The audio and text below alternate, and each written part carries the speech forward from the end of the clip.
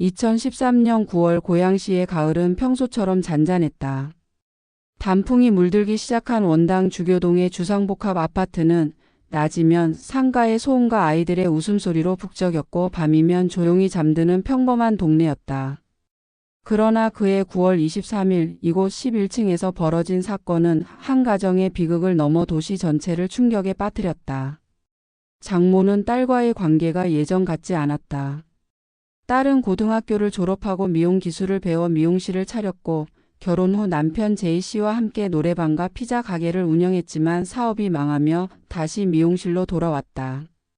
명절에도 연락이 뜸했던 딸이건만 장모는 그날 머리 손질을 핑계로 딸의 미용실을 찾았다. 오전 11시쯤 도착했을 때 가게는 불이 꺼진 채 셔터가 내려져 있었다. 딸은 생활력이 강한 아이였다. 전기 휴무 외에는 절대 문을 닫지 않았던 딸의 모습이 떠오르며 장모의 가슴은 불안으로 쿵쾅거렸다.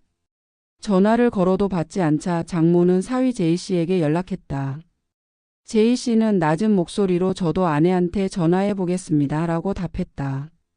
잠시 후 다시 걸려온 전화에서 그는 안 받네요. 어린이집에도 연락해 봤는데 아이들도 안 갔대요라고 말했다. 장모는 미용실 앞에서 기다리기로 했고 주변 상인들에게 딸의 행방을 물었지만 아무도 문 여는 모습을 보지 못했다고 했다. 30분 뒤 제이 씨가 허겁지겁 도착했다. 그의 얼굴은 창백했고 숨을 몰아쉬며 어머님 집에 가봐야겠어요 라고 말했다. 두 사람은 어린이집을 들렀다가 곧장 아파트로 향했다. 11층에 도착한 순간 현관문이 도어 스토퍼로 고정된 채 살짝 열려 있는 모습이 눈에 들어왔다. 제이 씨가 3살배기 딸의 이름을 부르자 아이가 울며 달려나왔다. 장모의 심장이 덜컥 내려앉았다. 집 안으로 들어서자 거실 유아용 매트 위에 딸이 쓰러져 있었다. 속옷이 무릎까지 내려가 있고 브래지어가 살짝 내려진 상태였다. 숨을 쉬지 않는 딸을 본 장모는 떨리는 손으로 속옷을 올려줬다.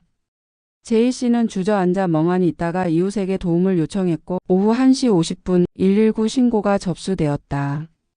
구조대가 도착해 사망을 확인한 뒤 살인사건으로 판단해 경찰에 넘겼다. 경찰은 가까운 사람부터 조사했다. 장모는 딸을 사랑하는 평범한 어머니였고 남편 제이 씨가 주요 용의자로 떠올랐다. 제이 씨는 일주일 전부터 별거 중이었다며 5세 딸과 함께 어머니의 모텔에서 지냈다고 진술했다. 하지만 그의 행동은 석연치 않았다.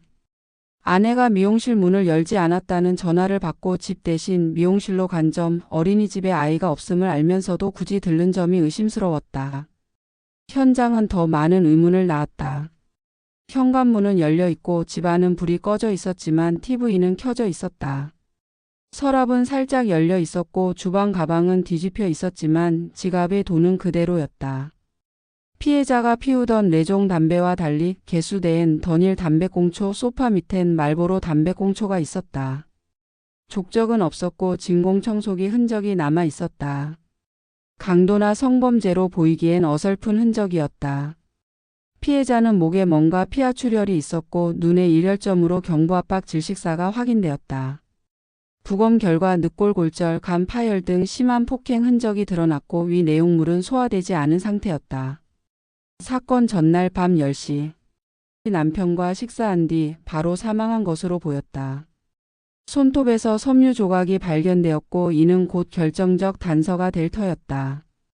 제이 씨는 사건 전날 밤 10시 아내와 삼겹살을 먹고 자정에 5세 딸을 데리고 나왔다고 했다. CCTV에 자정 엘리베이터를 타는 모습과 내년에 45평 아파트 입주하면 합치자는 문자가 남아있어 진술은 사실로 보였다. 하지만 새벽 2시 문이 닫혀 있었다는 고등학생의 증언과 새벽 4시 문이 열려 있었다는 배달원의 증언은 범행 시간을 좁혔다. 아래층 주민은 새벽에 쿵소리와 아이 울음을 들었다고 했다. 경찰은 제이 씨를 압박했다. 국과수에서 피해자 손톱의 섬유가 제이 씨의 보라색 티셔츠와 일치한다는 결과가 나왔다. 그는 세탁한 옷과 다른 양말을 제출하며 변명했지만 거짓말 탐지기에서 죽였나요? 라는 질문에 거짓 반응이 나왔다.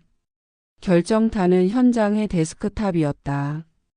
제이 씨는 만진 적 없다고 했지만 모니터에 그의 지문이 2번 옮겨 잡힌 흔적이 있었다. 추궁 끝에 그는 무너졌다. 제이 씨는 6살 연상 아내와 7년 연애 끝에 결혼했다.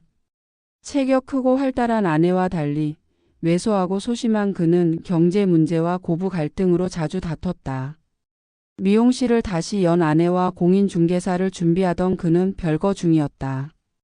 사건 당일 그는 밖에서 주운 담배꽁초를 챙겨 아내를 찾았다. 밤 10시 식사 후 2 아이를 재운 뒤 다툼이 시작되었다. 아내의 무시에 분노가 폭발한 그는 발차기로 넘어뜨리고 목과 가슴을 밟아 살해했다. 사망을 확인한 제이 씨는 현장을 위장했다. 속옷을 내리고 서랍을 열어 강도처럼 보이게 했고 담배꽁초를 뿌렸다. 소파에 불 붙인 담배는 8분간 타들어갔다. 옷에 딸을 데리고 나가며 문을 열어뒀고 졸린 아이에게 복도에서 손을 흔들게 해 아내가 살아있는 척 연출했다. 치밀한 계획이었다. 제이 씨는 살인과 아동학대 혐의로 무기징역을 선고받았다. 세 자녀는 부모 없이 남겨졌다. 3세 딸과 2세 아들은 엄마의 죽음을 모른 채 옆에서 놀았고 5세 딸은 아버지의 연출에 이용당했다.